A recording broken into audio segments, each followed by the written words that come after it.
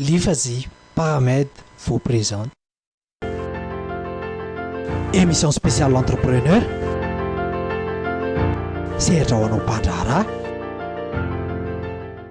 Ampitsikitsikina indray no iarabanantsika rehetra mpijery sy mpanaraka ny fahitalavitra Matv amin'ny alalan'izao fandarana sehatra ho anao mpandraharaha izao na ny émission spéciale des entrepreneurs izay arahanao isaka alakamisy amin'ny 7 alina. Manokana ny fandarantsika amin'ny teny io ty satria mbola vahiny zavy any États-Unis no vahintsika amin'ny ty fandarana ity. Misy ihany koa ireo tanora vitsivitsy sy tena mpianatra avy eny amin'ny ambaratonga ambony samihafa izay hitafantafa amin'ireto tanora izay avy any Andilam-bato ireto. Tiako ihany ny ety amboloha no mampafantatra antsika ny vahintsika izay mitarika an'ireto vahintsika ao anatin'ireto fandarana invité spécial ireto Andriamatoa Joël Raveloary misy sy hitantsika ato ampovoany ato no mitondra ny vahintsika ao anatin'izao fandarana izao. Izy moa dia mpampianatra any États-Unis ao amin'ny université Andrews ary directeur na programme izy amin'ny fampianarana ny resam-pirenena sy ny fiarahamonina.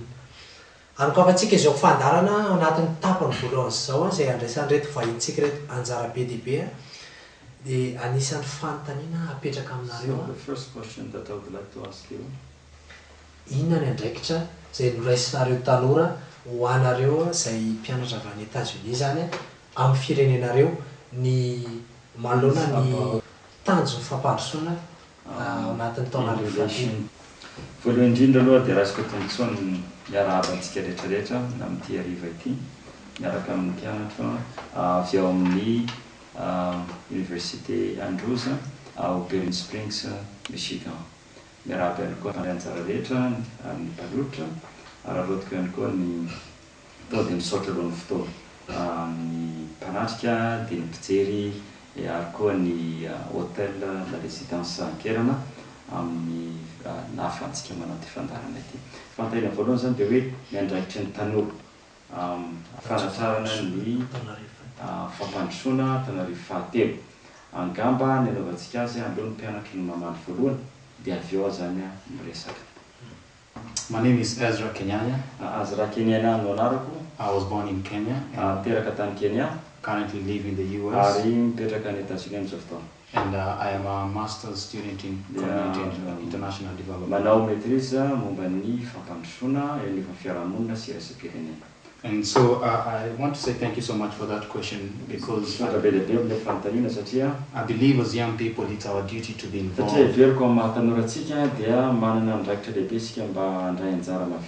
And we know that the MDGs that have been set to be achieved by the year 2015.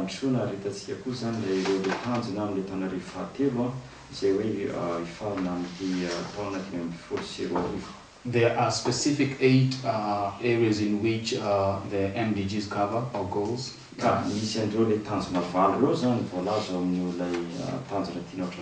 These involve, some examples are HIV,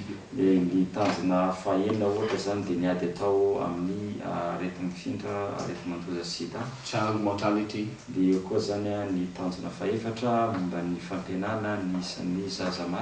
eradication of poverty, global partnership, just to mention a few of those. And so the first thing I believe is that as young people, we all need to be involved based on our strengths,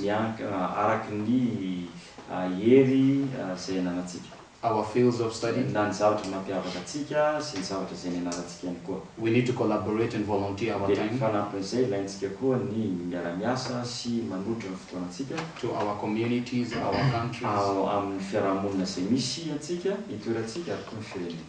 So I want to believe, in summary, what I'm saying, all of us have something we can offer.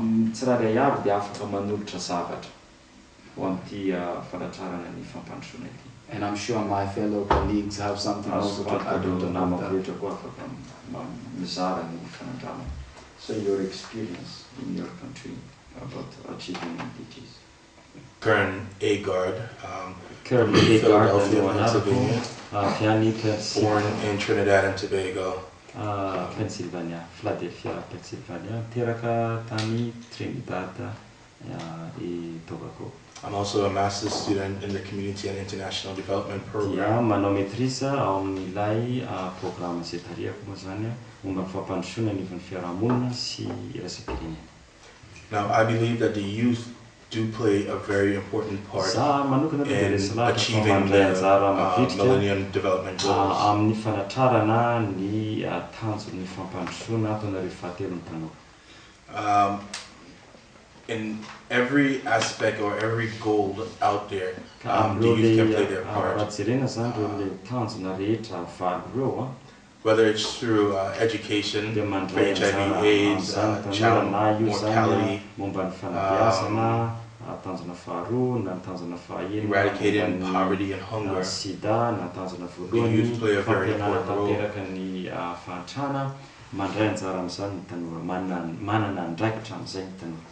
Me personally, I was part of this a youth group that would go out and we would go to shelters, go to those places where they feed the homeless. So we would try to do our own little part in Philadelphia to help curb hunger and poverty.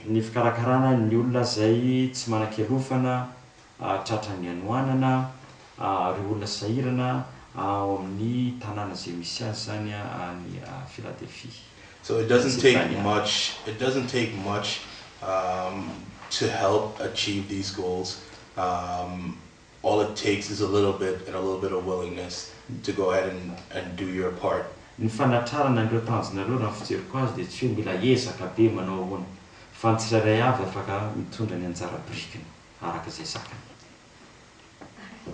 My name is Brianna Tumanke.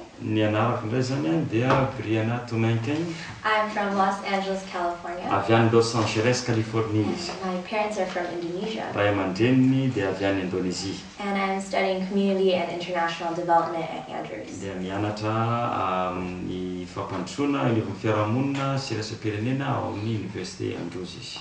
I'm really glad that we're discussing the Millennium Development Goals.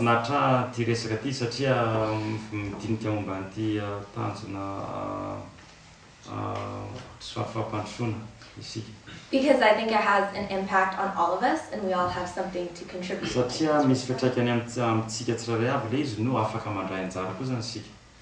think something that's important is to realize that these are really big goals.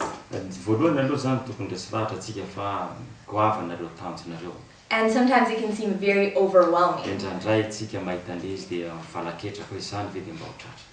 But really, if you break it down, there are very simple things that are universal. And we all deserve to have. So if you look at it from that perspective, you realize the shared responsibility we all have. And I think it's important to stress that these goals will not be achieved just by one country. Like by the word of the United States, or China, Madagascar, Europe. These Millennium Development Goals are global for the entire world. So that means the responsibility is all of ours. So my experience, I've realized that you do not need to go far in the world. I mean, yes, now I'm here in Madagascar. But a lot of these interests started from practicing them at home.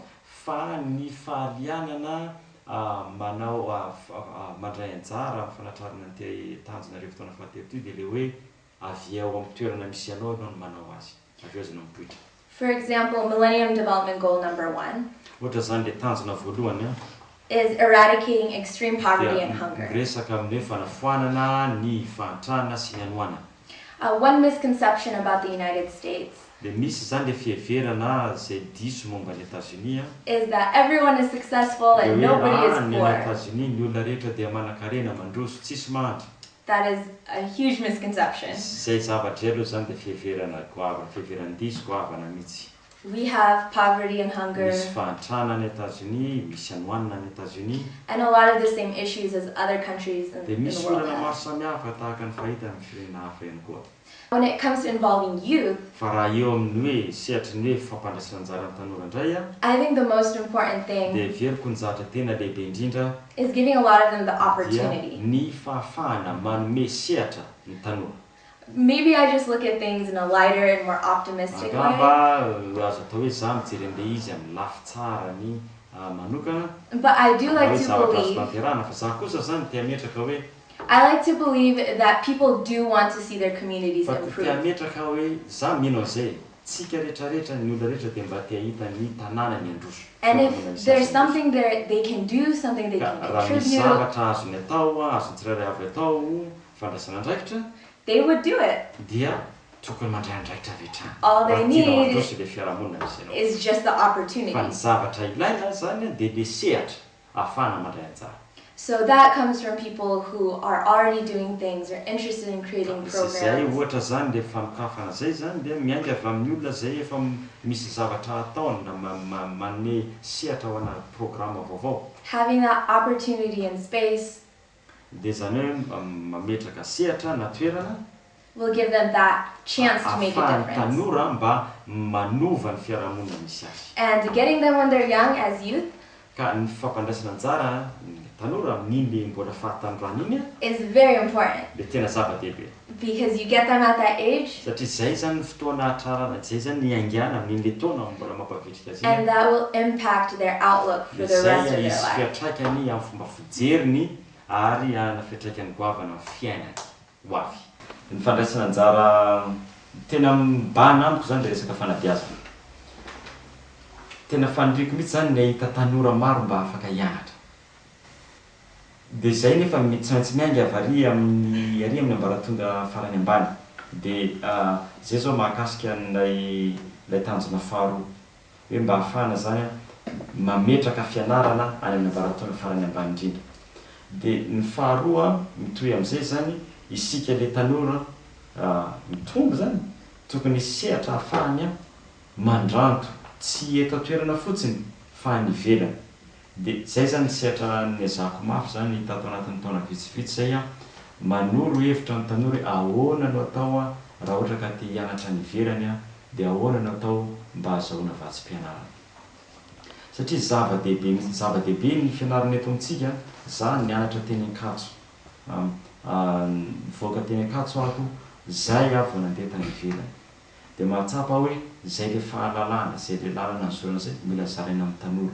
Dia ny irina avy eo zay tafavoaka mba misy anjara brikentina miverina aty an-tanàna. Ho anahy manokana zay mahatonga azy zany hoe mipetraka any États-Unis mampianatra any aho. Fa isan-taona dia mitondra mpianatra makatỳ dia manao tetikasa eto. Zay zany sehatra nitondrako an'ilay izy fandraisana anjara fanatrarana ity tanjona ity. Hitantsika amin'izany ny hevitra nentin'ireo mpianatra vahiny izay nentin'ny Andriamatoa Joël Ravelo misy sy ny hevitra izay efa nambarany tamintsika teo fa anisany mandray anjara betsaka ao anatin'izay fanatsarana ny tanjon'ny fampandrosoana ny taona rehefa telo izany ry zareo ary mizara ho antsika ihany koa ho an'ny tanora eto amin'ny firenentsika. Anisan'ny fanontaniana manitikitika ihany koa ny mpijery ny fandarana indrindra ny tanora ihany koa zay manaraka an'ity fandarana ity isan-kalakamisy avy amin'ireo fianarana ambaratonga ambony maro karazana dia ny hoe inona ary zany no tokony atao araky ny hevitrinareo mba atonga ny tanora lasy vavy hitovy zo eo amin'ny fandraisana andraikitra amin'izay lafy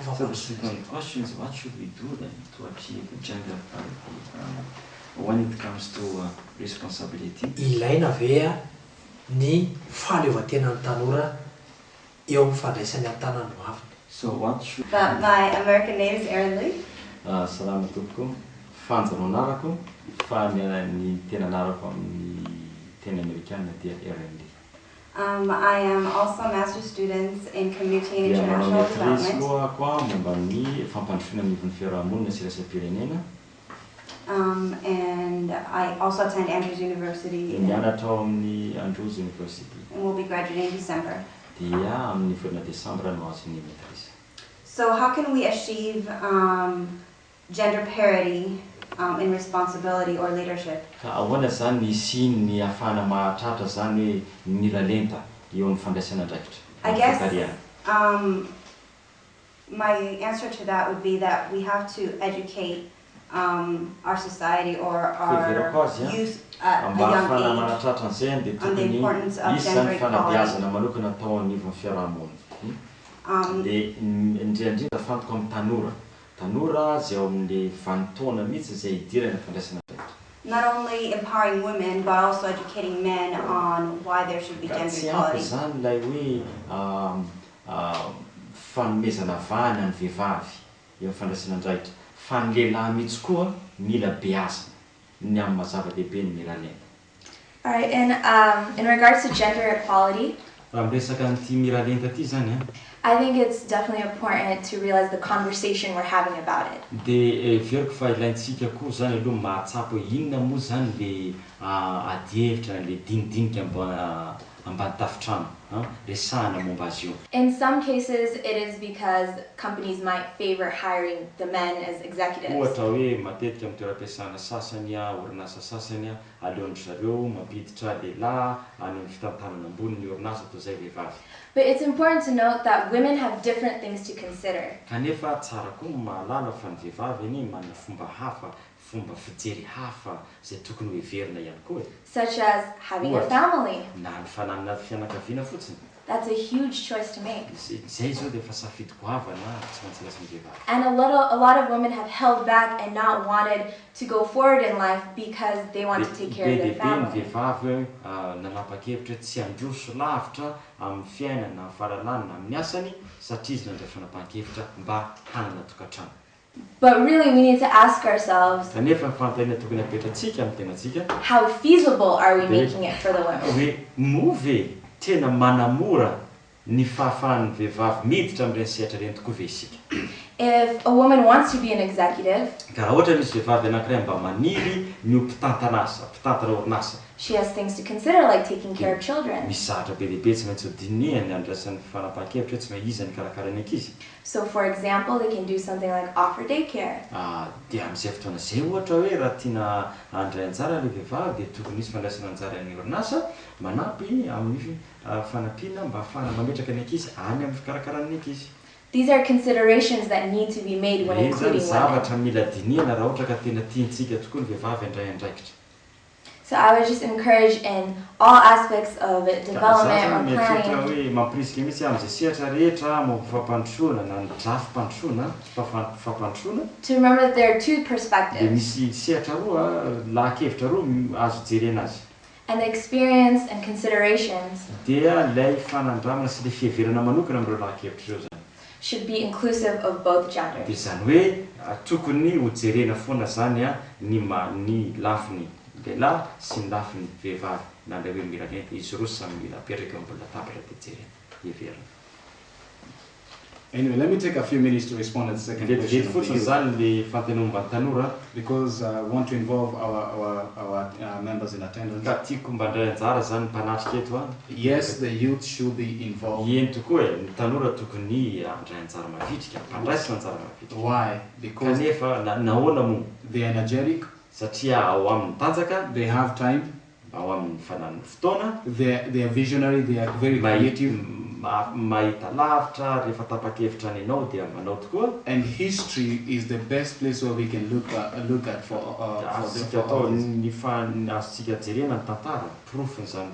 study the lives of the greatest leaders today, and you realize they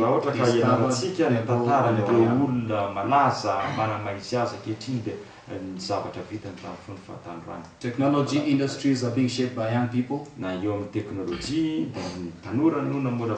Social media, you're seeing young people taking over. In sports, you're seeing the young people taking over. sports. Ny amin'ny fanatanjahantena tanora mandray tafalatsaka lasa mandray ndraiky. Now picture if we involve these young people in leadership positions. Eritrereto raha ohatra ka hoe ny tanora zany no menandray akitra sehatra eo amin'ny fitaria. Imagine what Madagascar and the entire world would be. Ohatra ny mety fiovan'ny Madagasikara sy fiovan'izao. Just to summarize my point, the answer is yes. Zao yes. tenenina ilaina tokoa zany ny fanomezana sehatra tokotany malalaka andraisan'ny tanora ndraikitra. Everina fa zava-dehibe ho antsika mpijery mpanaraka ny fandaharana izany hevitra mentindreo vahintsika avy any Andilam-Bato izany. Nisy mpianatra avy eto toerana ihany koa izay andray anjara ao anatin'izao resadresaka dinidinika izao. Andeha aloha tsika hisedy kely ao anatin'izao tokambarotra izao dia iverina ao anatin'ny fandaharana. Vivez les nouveautés avec Coiffure du Monde. Extension des cheveux, arrivage des mèches d'extension 12 pouces à 20 pouces et de volume plus de qualité. 100% human hair. IFAJ vous propose des formations professionnelles en industriel, génie civil, tertiaire, informatique, paramédical, agro.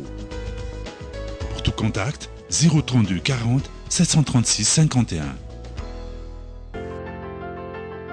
Émission spéciale L'Entrepreneur. Sehatra ho anao mpandraharaha. Amaraparanantsika ny fandarana ao anatin'izao tapany faharoa izao dia isy ny fifanankalozan-kevitra amin'ny alalan'ny fanteny izay apetraka amin'ireto mpianatra hita toerana reto ary hifanakalo hevitra ihany koa avy amin'ireo mpianatra izay efa ny Andilam-Bato. Ka ny fantaniana apetraka aminareo dia ny hoe ahoana ny atonga ny tanora mpianatra eny amin'ny ambaratonga ambony ho fanohitra ho fampandrosoana ny fireneny fa tsy ho zefatra ho an'ny fanjakana sy ny fiarahamonina. Mankasitraka na ny fitenenana miaraba antsika tsirairay avy izay manatrika eto miaraba ny mpanolotra ihany koa dia miaraba antsika mpijery izay any tokantrano. Ahoana no ahatonga ny sehatra ambaratonga ambony zany ho fanohitra fampandrosoana ny fireneny fa tsy ho vesatra sanatria. Mialohan'izay aloha zany dia tika ny manambara Romeo ny anarako zany dia mpianatra taona fahafito ao amin'ny médecine mpianatra mpitsabo zany eny Ankatso eny amin'ny université Ankatso. Mialohan'ny izay fantaniana izay dia tika aloha no manatsidika ety am-piandohana zany. Raha ny tena marina zany ny tanora dia tsy tokony ho vesatra ho an'ny fampandrosoana fa raha mandray anjara ireo tanora rehetra izay maro anisa ireo dia tokony handroso aingana dia aingana isika ho any amin'ny fampandrosoana. Izay aloha zany ny voalohany. Ny faharoa dia hoe tokony mpanohana ihany koa sady mpandray anjara ny tanora ao anatin'izay hoe fampandrosoana izay. Ary ny tsara indrindra izao tsy aro mitovy ny tanora rehetra fa samy manana ny fomba fijeriny, samy manana ny tany fiaviany. Izany fahasamihafana izany dia hery lehibe azo ararotina zany mba ho trandrahana mihitsy ahatonga an'ilay fampandrosoana. Matetika ny zava-misy dia fomba fijery no sakana. Zava-misy ihany koa dia tsy misy ny fandraisana andraikitry ny tsirairay avy. Indraindray ihany koa zany tsy ampy ny sehatra iarahana miasa zany fa raha feno zany rehetr'ireo dia azo iverina fa mety manana anjara bika ary tena manana anjara bika mihitsy ny tanora fanatrarana ilay tanjony taona arivo fahatelo zany ny amin'ny fampandrosoana. Tenandreo zany tiako hidirana kely ao anatin'ilay fitovian-jo. Eto Madagasikara moa zany tsy hitovizany any ivelany amin'ny resaka fitovian-jo ity dia misy karazana toerana zany eto Madagasikara tsy manaiky ny fandraisan'ny vehivavy anjara vokatr'ilay toerana mihitsy zany zay ny efa fomba dia nefa zany tsy tokony ho problème ho an'ny tanora fa vomaika aza zany azo atao zany ny mametraka izay tsy fitoviana zay ho lasa vahaolana zany a ho amin'ny hoavy manoloanan'ny les resaka objectif du millénaire pour le développement en général dia mba tiako antanina kely hoe nandritra ny fivahinianana nataonareo teto dia inona ny hitanareo nampiavaka any Madagasikara izay mety ho problème ho azy a nandritra izay fivahinianana. In the gender area, during our travels here in Madagascar,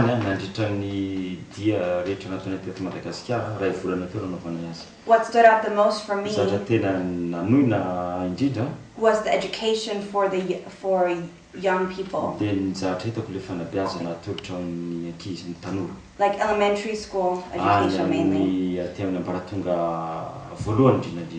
The lack of the amount of schools in the rural areas. I know a lot of girls did not go to school for higher education because of long walks to school.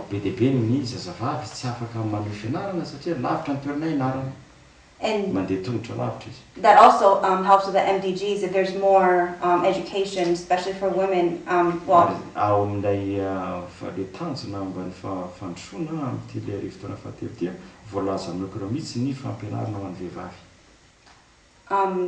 If there's more schools in the area, girls will be able to go to school, and that will encourage them to continue their education and provide more of a gender equality in that area.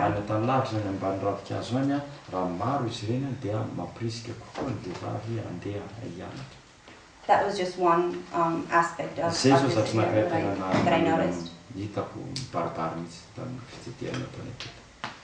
What I've observed is that there aren't many global partnerships. But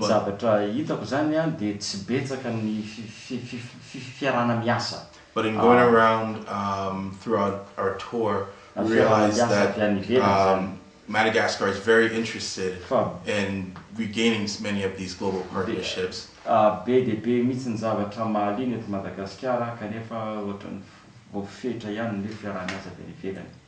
But like I said before, I'm just a foreigner passing through. So my question is to you,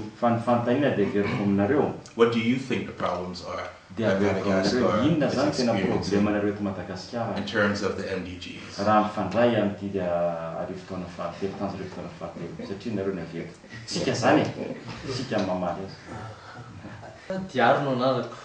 Mianatra amin'ny Université Polytechnique Tananarivo, 4e année ao amin'ny télécommunication. Mahay moa zany izy amin'izao fotoana fa efa LMD ny système eto Madagasikara. Ny zavatra tiako tsindriana angamba amin'ilay fanontaniana hoe inona no anjara asan'ny mpianatra mianatra amin'ny ambaratonga ambony amin'izany atao hoe fampandrosoana zany. Dia voalohany indrindra angamba dia hoe ahoana no azoana mampiena ilay fanotrana mialohan'ny hoe androsoana. Ho anay manokana mampianatra anay mpianatra ny université anay ny zavatra fantatray aloha zany amin'izay samy mpianatra dia ny mpianatra ny tanora zany na dia efa tsy mpianatra intsony izy dia manana ny fahalalana. Misy zavatra be dia be eto Madagasikara azo ampiasaina ary ny tanora no nandranto an'ireo ny fahalalana ampiasana an'ireo zavatra be dia be ireo. Noho izany mila tohanana ny tanora ary mila mifanohana ny tanora. Ny faharoa manaraka an'izay dia hoe inona ary ny problème mahatonga ny tanora tsy mandray andraikitra eto Madagasikara na manakana an'izany atao hoe fandraisana andraikitra ny tanora zany. Voalohany indrindra raha ho anay mpianatra efa nahita zay ny zokinay tafavoaka ny asa aloha zany voalohany indrindra. Vitsy ny orinasa eto Madagasikara afaka mandray ny mpianatra nefa ny mpianatra be dia be. Noho izany na te hampiasa ny traikevany aza ny tanora dia misy azo zany hoe blocage zany amin'ny fampiasana izay traikevany izay. Faharoa manaraka an'izay azo atao ihany ny hoe mamorona asa zany hoe avy amin'ny fahalalan'ny tanora iny dia mamorona asa ho azy kanefa mila budget izy, mila fanohanana izy. Noho izany ararotina angamba ny fiantsoana hoe ho an'ny ambaratonga ambony ho any amin'ny ao amin'ny ministera izay misana manokana ny tanora mila fanohanana zay amin'ny fitadiavana asa fa raha ohatra ka voatohana zay dia manana fahalalana zay afaka anohana ny Madagasikara, afaka anohana firenentsika, ivoaka amin'ny fahantrana ary iroso amin'ny fampandrosoana ny firenena. Voalohany indrindra aloha raha fahitatsika ny eto Madagasikara be be ny olona mahantra fahantrana zany hita be tena hita be one of the problem is that the poverty is really extreme. Ny olona zany indrindra fa any ambanivohitra aloha zany tena hitako satria Madagasikara tsy Antananarivo ihany fa miparitaka misy ny ambanivohitra. Ny activité zareo voalohany aloha fambolena sy fiompiana, fitadiavana vola zany no tena mahamaiky an'zareo fa le fianarana ohatry satria misy koa ny olona eto Madagasikara tsy nahita fianarana fa manambola.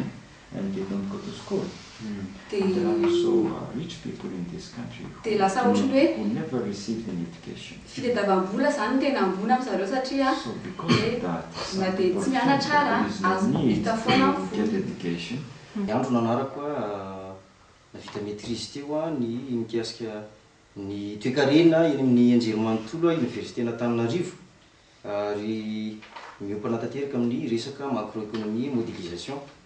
Inona ny olana misy eto Madagasikara ny amin'ny fampandrosoana ny Madagasikara. Mazava be fa loha hevitra ara toe-karena ilay izy ary miompanana tanteraka amin'ny toe-karena dia zao hoe ny olana zany misy eo ihany le nitenen'ny namana dia hoe resaka initiative na ataontsika hoe initiative ny mpandraraha vitsy dia vitsy ny mpandraraha ny orinasa vitsy dia vitsy ary manarak'izay ihany koa dia vitsy dia vitsy ihany koa ny orinasa lehibe izay fanotra ho fampandrosoana ny firenena ny industrie zany zany rehetrarehetra zany anefa dia avy amin'ny tsika avy ety amin'ny anjerimanontolo zany hoe azo atao tsara dia azo atao tsara zany ny université ny olona rehetra zany zay mianatra ny université dia tokony ampahafantarina ary mianatra ny antsoina hoe toe-karena farafaratsiny satria amin'ny alalan'izay no ahafahany manao ny famokarana asa zany ho an'ny olona rehetra dia mazava ho azy zany fa misy ny fananganana orinasa lehibe.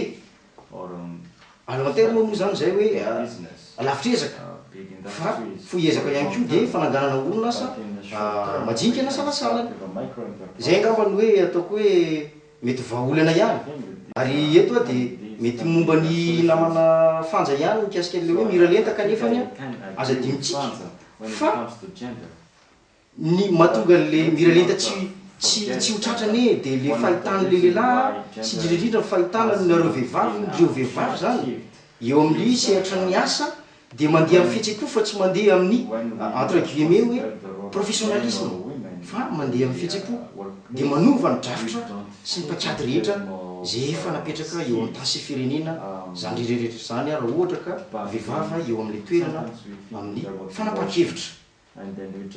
Dia ny farany angambany ny tipo tsindriana farany dia hoe ny orinasa rehetra dia mitady ny olana zany eto Madagasikara dia olana arabola resaka kapitala zany anetsehana ny orinasa vaventy indrindra avy aiza nefa zay kapitala zay dia anjaratsika tsirairay avy angamba mieritreritra hoe avy aiza zay movy avy eto Madagasikara iry ihany ve sa afarana avy any an-dafy ohatra hoe resaka teknôlôjia movy vovokatra eto Madagasikara ve sa avy any an-dafy zany rehetrarehetra zay angamba no valiteny avy ety amiko sotra to. Antsoina ianarako mpianatra ao amin'ny université d'Antananarivo 6e année amin'ny physique. Le tanora le fa mianatra eto mihitsy le hoe efa eny amin'ny ambaratonga ambony zany efa afaka baka no miakatra dia ny olana hitako raha ny hevitro tenako manokana dia ny akamaroan'ny tanora amin'izao mirohatra makany amin'le hoe formation professionnalisante daholo tsy hoe ratsy akory zay fa ny olana kely fotsiny hoe tsy mieritreritra izy hoe io secteur io avy eo a tsy maintsy ho saturé be io na manay azy tatsy hoe tsara le fampiroboroboana ny formation professionnalisante raha ohatra ka entina anaovana création d'emploi satria na manao zavatra kely fotsiny ary anaova tsy maintsy ho hitan'ny olona ny action ataonao avy eo mivitsy le akizy tia mironana amin'ny option plutôt académique kokoa nefany ny fananana olona capable amina recherche sy développement indrindra tsy hoe scientifique akory ny tena hoe physicien de hoe miteny an'izay fa isy teny vahiny kely amlaza hoe la connaissance est un ingrédient incontournable dans la compétitivité moderne la clé amin'ny fampandrosoana de ny éducation satria na le resaka miraleta teo ary tsy tratra zay fampanamboarana ny toe-tsain'ny olona zay raha fisapiculture misy amin'le taona ray raha tsy amin'ny alalan'ny fampianarana ihany de miainga avy any amin'ny base ka tonga mandrapatonga tena ambaratonga ambony zay moa le hoe ao amin'ny deuxième objectif any objectif hitantsika amin'izany a fa manana FDB reto tanora ireto anareo mpianatra avy any amin'ny université Androsef any Andilambato na ireto mpianatra avy any amin'ny université izay solo tena vitsivitsy zay nianko atao anatin'izao fandarana sehatra ao anao mpandrara izao inona fa tafita ao ampijery sy mpanaraka ny fandarana izany FDB izany ao anatin'izao famaraparana ny fandarana tanteraka izao isika dia andeha omentsika an'ireto vahiny zay avany Andilambato ireto ny fitenenana zay nanaiko vahiny fandarantsika tamin'ny teny io tia mety tsy hitantsika intsony indray zareo raha tsy amin'ny taona manaraka indray dia izany nanararotantsika mba anomezana fitenenana misimisy ho azy ireo inona tompoko ny avatra farany tiana mapetraka ho an'reto misolo tena mpianatra zay ao anatin'reto fandarana ary ihany koa ho an'ny mpijery sy mpanaraka ny fandarantsika. So first of all, thank you guys for having us here. The program, I very much appreciate it. The key, what we're doing right here is the key. Getting the youth involved, having the youth talk about and discuss and address problems that are affecting the country. I mean, this is important on all levels throughout Madagascar, throughout the US, throughout the entire world. If we want to see a better planet, if we want to see a better world, it starts with the young people. The young generation coming up could make that change. In order to make that change, we have to start with ourselves. There's a saying that goes, be the change that you want to see in this world. And that's exactly what we're doing here. We're discussing the problems that are affecting us all, and we're looking at the different ways in which we can address them.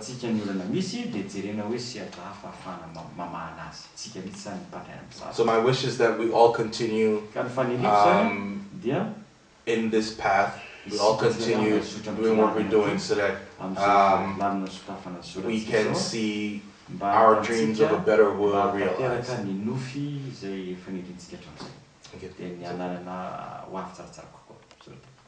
Just like Kern said, thank you for having us here. I couldn't have said it better than Kern did. It's these kind of movements that help development, being youth involved in society, working together, getting educated, and pushing for change. I think is very important.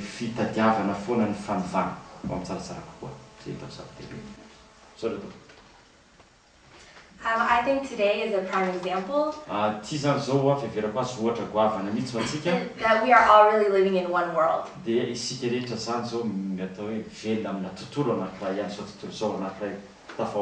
our dreams, wishes, and concerns are the same.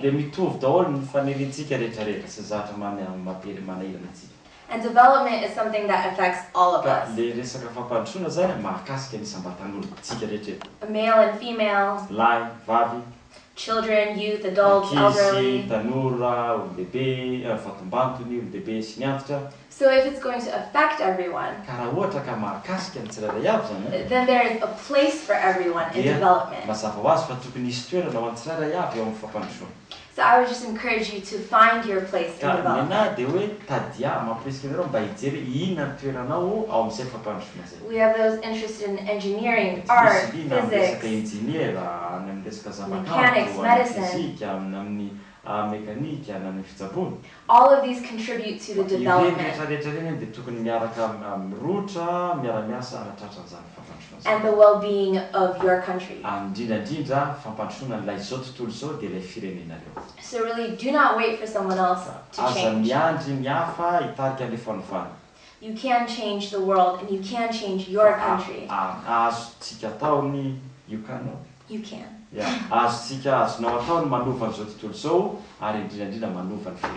it starts first with you. So find your place and go after it. Build your dream today, otherwise you'll be working for someone else.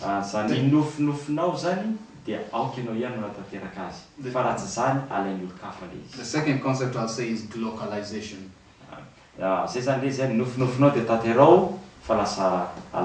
Think global but act local.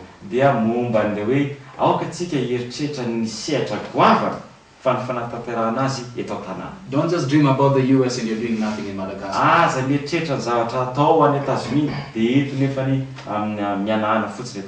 Think global, act local. And when we all do that, we shall be united as a global world. I wish you all the best.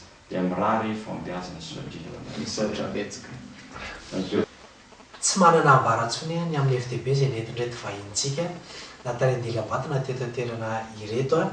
Isaorana manokana la résidence akerana izay napetrano izao fandarana izao a. Isaorana ihany koa ny ifazy paramedy izay mpanona ny fandarantsika ary ny convertiment izay tsy ambodivona. Isaorana manokana ihany koa ianareo a izay nanaiky a mbola ho fahiny fandarana tamin'ity fandarana ny alakamisy ity a dia mirary soa raha iverina aleo tanindrazana ny amin'ny FTB izay nentinareo a teto a Madagasikara. Isaorana ihany koa isika mpijery sy mpanaraka ny fandarana izay no masakazina tolotra.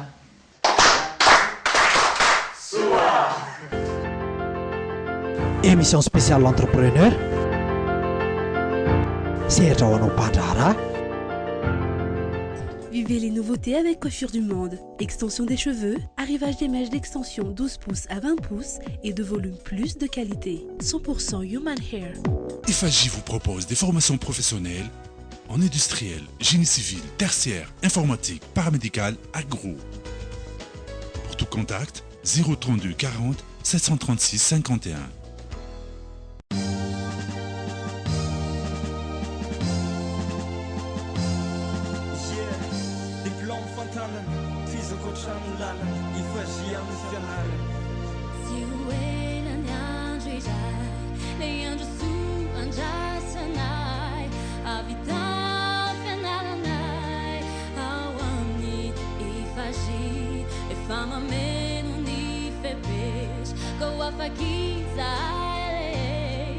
Utafita somatala kautala via far dona marula sizai non di ugena ni sekuli azadi dendekicha arikyuni fialambuli na tangani zimbana su anitani chazana bayenjena balalama arifahu biasana sekulirani aite timi yakina nifanzaka nefakuza lasa tadidio fa manaty ireo lala sekolira mendrika tsy mitatra mivoatra ifazzy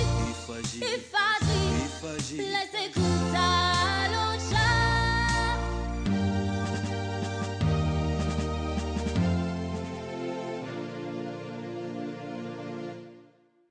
Nid'Entrepreneurs, acteurs d'aujourd'hui,